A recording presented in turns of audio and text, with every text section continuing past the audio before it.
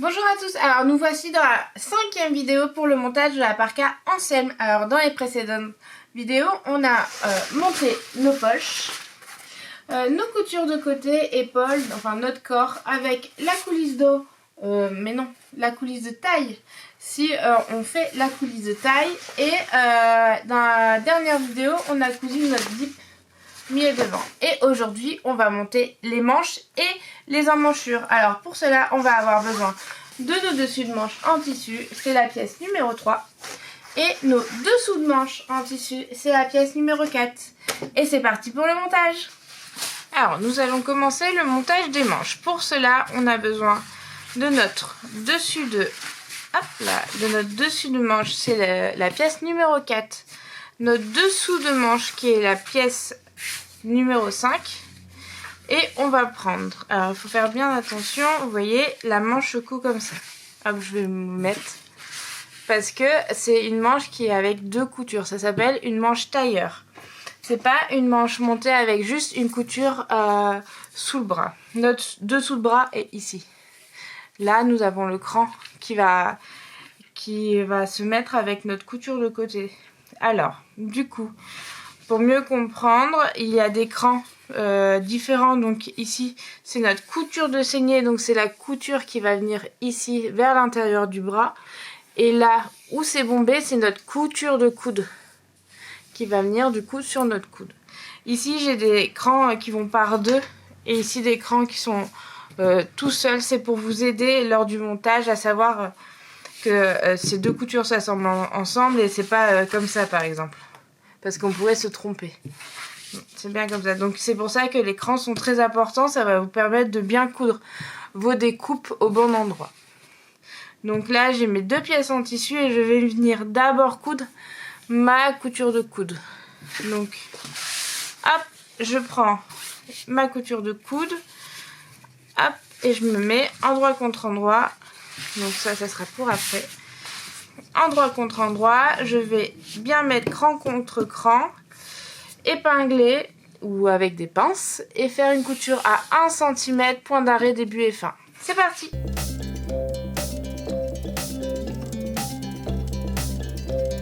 Je fais la même chose sur l'autre côté. Donc, je prends mon tissu endroit contre endroit et je vais venir aussi épingler ma deuxième couture de coude. Et puis piquer à 1 cm du bord.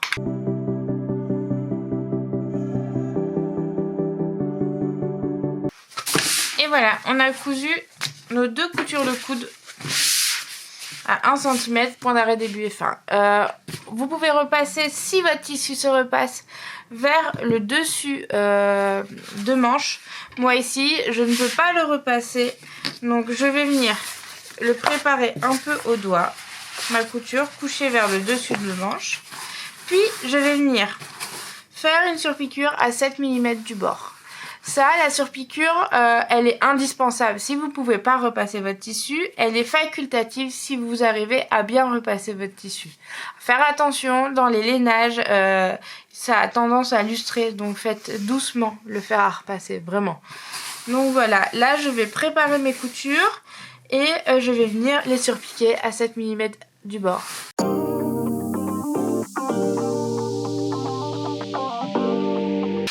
Et voilà, on a cousu, on a surpiqué notre couture de coude de chaque côté pour nos deux manches.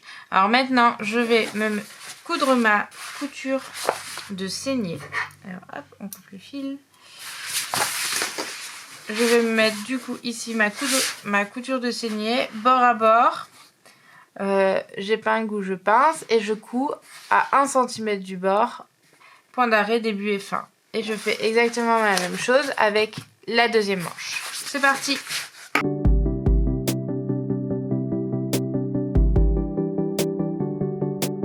Alors, on a cousu notre couture de saignée sur nos deux manches. Hop, voilà ici. Si vous pouvez repasser votre tissu comme d'habitude, vous pouvez repasser couture couchée vers le dessus de manche. Pour cela, il faut vous aider d'une jeannette. Donc c'est la mini planche à repasser comme ça longue où vous pouvez enfiler votre manche. D'ailleurs, je vais en chercher une pour vous montrer. J'arrive. Alors voilà, une Jeannette. Hop, c'est comme ça se met sur un pied. Et du coup, c'est fin pour pouvoir enfiler une manche. Voilà. Et du coup, on s'en sert surtout pour repasser du coup, les manches. Et là, si vous pouvez repasser, ça sera vers le dessus de manche. Ici, je ne peux pas repasser mon tissu. Du coup, je vais juste déjà la mettre sur l'endroit. Hop. Ouais. Et je vais me servir quand même de la Jeannette pour bien préparer ma couture au doigt.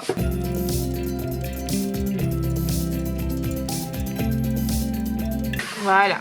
Alors moi je trouve que vraiment la Jeannette est indispensable quand on commence à coudre du vêtement c'est indispensable pour les manches longues. Les manches courtes on peut s'en sortir, mais les manches longues sans Jeannette c'est très compliqué. Et c'est facile à trouver, je crois chez Ikea il y en a, et puis un peu partout. Donc c'est un accessoire très intéressant. Hop.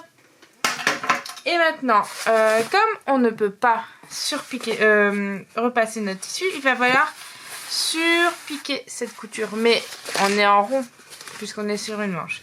Donc c'est un peu technique. Moi je vous conseille. Alors moi je vous montre comment je fais. Donc j'ai retourné ma manche. Donc mon endroit est à l'intérieur. Je couche bien ma couture vers mon dessus de manche et je vais venir hop, le mettre sous mon pied presseur. J'ouvre ma manche pour pouvoir coudre et en fait je vais coudre comme ça. Hop. Dans l'intérieur de ma manche, ici c'est là où je dois coudre et toujours tirer le tissu comment on dit, perpendiculaire à la couture, parce que si je tire le tissu un peu comme ça va faire des vrilles sous ma surpiqûre pour que le tissu soit le plus plat possible. Donc c'est difficile, c'est pas difficile, c'est délicat, ça demande de la patience, mais c'est totalement possible.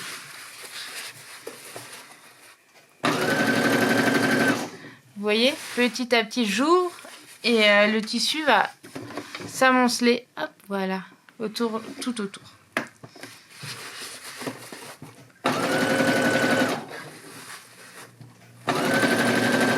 Et vous voyez, j'y vais petit à petit, hein, je sais pas, wouh, j'y vais. Non, j'avance 5 cm, je replace mon tissu, je réouvre la couture avec mes doigts. Et voilà. Alors là, comme les manches de Ansem sont larges, normalement je vais y arriver en une fois. Surtout que le poignet est petit, donc je trouve que c'est plus facile de le faire en une fois. Comme mon emmanchure est beaucoup plus grande que mon poignet. Après, cette technique, ça dépend de la forme de votre manche, évidemment.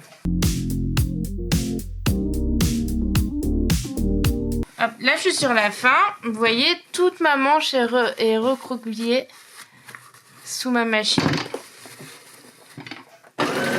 La fin, c'est toujours plus délicat, mais on tient un bon bout. Et maintenant, je la sors tout doucement, sans forcer, pour ne pas abîmer mon tissu. Hop, on a le temps. On fait de la couture pour se détendre. Et voilà, je déplie ma manche. Et on la remet sur l'endroit. Et voilà, on a notre couture de saignée qui est bien surpiquée. Vous voyez, c'est pas si compliqué que ça. Comme on a une grande ouverture, j'ai préféré faire par là.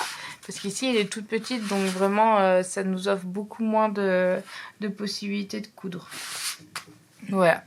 Une petite technique, et ça permet de surpiquer ces manches, même quand elles sont totalement fermées. Et on va faire la même chose pour la deuxième manche. Et voilà, on a cousu nos deux manches avec nos deux coutures de saignée qui sont surpiquées. Et maintenant, la prochaine étape, c'est de coudre notre manche à notre corps. Donc, on va prendre notre corps qui est assemblé. Et on va prendre notre manche. Alors, grâce au cran, là, quand vous avez double cran, ça veut dire que c'est le devant. Quand vous avez un simple cran, ça veut dire que c'est pour le dos. Donc, c'est pour c'est plus facile de s'y retrouver dans notre parka. Alors là, mon devant est là, mon dos est là. Et là, je vois que mon devant ici et mon dos est là. Donc, je vais ouvrir ma parka. Hop. On veut que ma manche soit cousue comme ça.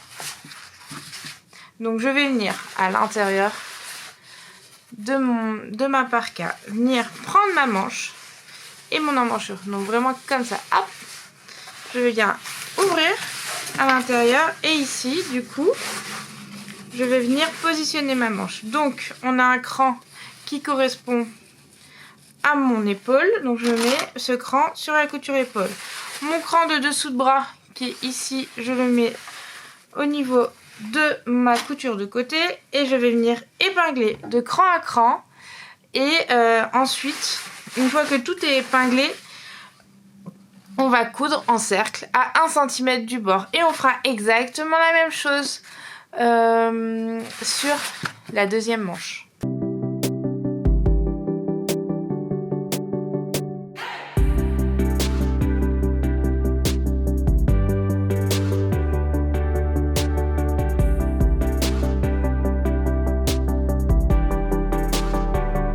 Et voilà, on a cousu nos 2 emmanchures. Donc sur l'envers, ça fait ça. Et quand on va sur l'endroit, hop, voilà. Vous voyez, c'est très joli. Et c'est pas très compliqué. Donc en fait, on va pas faire de surpiqûre sur l'emmanchure parce que c'est très compliqué, etc. On va chauffer un peu la couture pour qu'elle soit couchée vers la manche, toujours couchée vers la manche. Si vous pouvez repasser votre tissu, ben vous le repassez, couture vers la manche. Mais là, on va chauffer et vous allez voir qu'à force de porter votre parka, la couture va plus s'aplatir avec le temps. Mais là, je déconseille la surpiqûre parce que ça va faire des défauts. En général, on surpique pas trop une emmanchure. Et voilà, on a fini l'étape de la manche pour notre parka. Et voilà, on a cousu les manches de notre parka en scène. Vous voyez, le corps est presque fini. Il nous manque juste la capuche ou le col si vous avez choisi la version col. Et justement, on va coudre la capuche sur la vidéo numéro 6. La prochaine. Donc je vous donne rendez-vous à la prochaine vidéo avec votre capuche si vous faites la capuche. Par contre, si vous faites la version col, on va pas la faire en vidéo parce que c'est beaucoup plus simple que la capuche. Mais le pas à pas, hop, est vraiment bien expliqué pour le col, ne vous inquiétez pas. Après, rien ne vous empêche de suivre la vidéo de la capuche pour voir le montage de l'encolure parce que ça va être un peu pareil pour la capuche et le col. Voilà, donc je vous donne rendez-vous à la prochaine vidéo.